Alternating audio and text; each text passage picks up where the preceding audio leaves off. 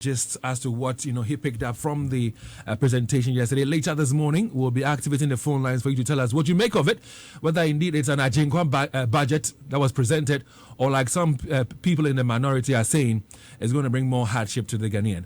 Eugene, good morning to you. I'm David, good morning. And how are you doing? I'm good. God is keeping us. Okay, we are live on Facebook on LUV 99.5. You can join us there and share some thoughts with us as well. We'd love to hear from you as to what you make of the budget, especially the interchanges that we have been told has been captured in the budget and would be constructed. So, Eugene, what do you have for us this morning? So, David, I'm just giving you some 5 minutes presentation on the budget. Some key notices and observations I made going through the budget statement that was read to us yesterday. Now, in 2022, we're expecting to raise some 100.5 billion cedis in terms of revenue and grants, the monies people will give to us, and also taxes from, the people. Our expenditure is estimated around 137 billion cedis. Already, you know that there's a gap there. There's a gap of about 32 billion cedis. When we raise all these monies, we are going to use 37.4 billion to pay services or interest loans and all that. David, this is worrying.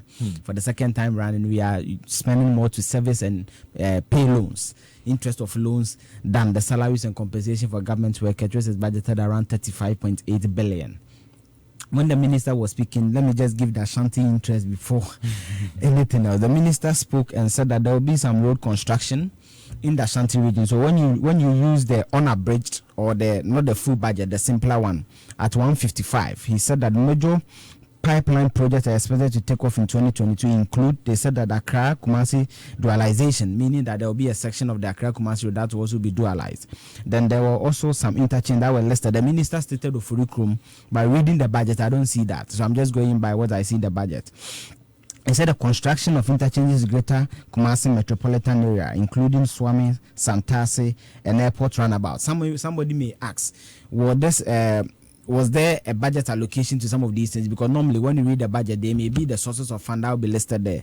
But David, I did another study and I saw something. There's been an astronomical increase in the budget for roads. For example, when you take the 2021 budget, the ministry or the government budgeted 952.6 million cedis for road infrastructure.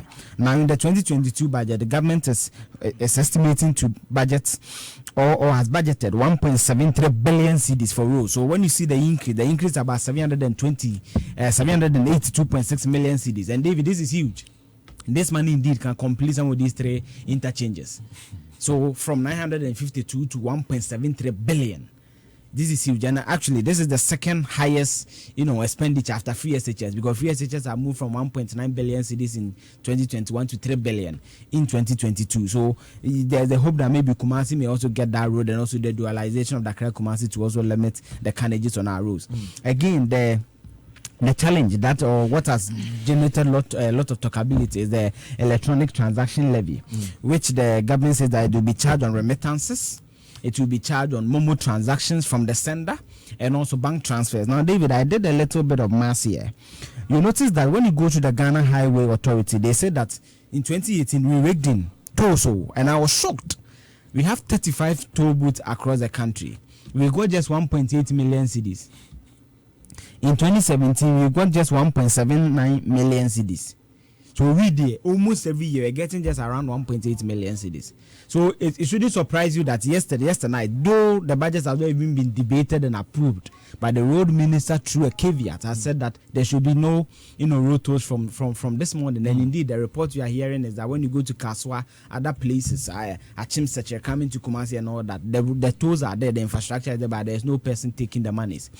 Now, David, when you check the Momo transaction, in 2017, it was just around 70 billion in 2017.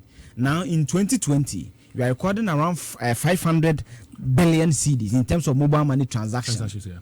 Now, it's not even 500. It's actually 519 billion cedis. So what that tells you... And we've been hearing that it's going to get to 900 billion. Yes, in the next 2-3 years. It tells you that the ecosystem is very friendly for people, and indeed, there's a lot of transaction happening there. Now, when you take the 1.75% government intends to charge on some of these transactions, Momo alone, the government plus and minus, because there are some exemptions. For example, if you are daily, you are sending Momo less than 100 cedis, this tax do not apply to you. Monthly, if your Momo transaction is less than 3,000 cedis, it does not apply to you. So, for example, if David, I owe you 500 cedis, instead of sending the 500 cedis to you, I'll just daily send you 50 cedis. You can do that for the next 10 days, and I'll just pour your money for you. But David, the 1.75, if you do the math for Momo alone, government's supposed to rake in some 9 billion cedis. A year, and this is very high compared to the 1.8 the pittance you are getting from the rotos. Yeah. Again, when you check remittances, Ghana in the West African sub-region, we are the second biggest recipient of remittances after Nigeria because of their sheer volume of people. Now, in 2020, though COVID hit, we got $3.6 billion from remittances.